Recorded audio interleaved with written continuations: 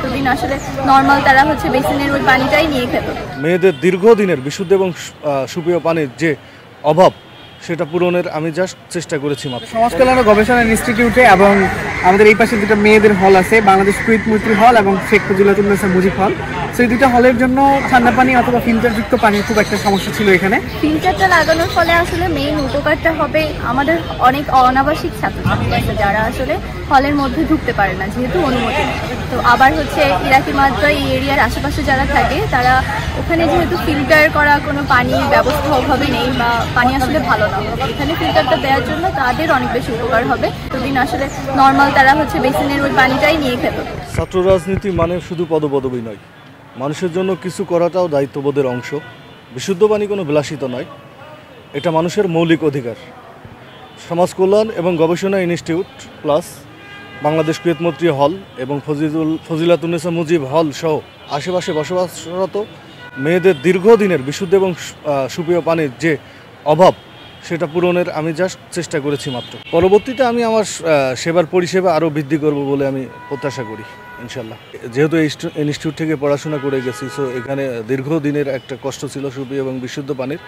তো সেই কষ্টটা আমি থাকাকালীন সময় কেউ লাঘব করতে পারে নাই। সো আমি বের হওয়ার পরে এখানকার যারা স্টুডেন্ট আছে, পাশাপাশি হল এবং আশেপাশে বসবাসরত যে শিক্ষার্থী আছে, তাদের দাবির পরিপ্রেক্ষিতে আমি আমার সামর্থ্য অনুযায়ী একটা সুপেয় পানির ফিল্টার এখানে বসানোর ব্যবস্থা করেছি, যার মাধ্যমে আশেপাশের সকল শিক্ষার্থীরা উপকৃত হচ্ছে। শিক্ষার্থীদের জন্য প্রতিষ্ঠান বা প্রশাসনের তরফ থেকে সুপেয় পানি সরবরাহের কোনো ব্যবস্থা করা হয় নাই।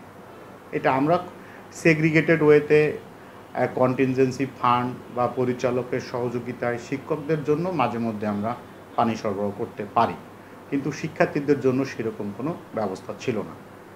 আমার স্নেহস্পদ ছাত্র মোহাম্মদ তারিকুল ইসলাম তারিক যে, তার সাথে এবং আমি কথা বলেছি, প্রশাসন, আমাদের পরিচালক এবং শিক্ষার্থীদের সাথে কথা বলার প্রেক্ষিতে সে নিজে উদ্যোগে এবং তার সহযোগিতায় আমরা প্রায় 10 দিন আগে ইনস্টিটিউটে একটি পানির ফিল্টার সবার জন্য যেটা উন্মুক্ত, আমরা কয়েক দফা একটা ঘুরে কোন জায়গায় বসালে পার্শ্ববর্তী 2টা ছাত্রী হল এবং আপনি জানেন প্রথম বর্ষের প্রচুর শিক্ষার্থী আমাদের বিডিআর 3 নম্বর সংলগ্ন বিভিন্ন মেসে সাবলেটে তারা থাকে এবং আপনি খেয়াল করে বা আধা ঘন্টা দেখলেই বুঝবেন আধা ঘন্টায় মিনিমাম 50 জন শিক্ষার্থী সমাজ কল্যাণের ভিতরে ঢুকে এখন এই পানি নিচ্ছে।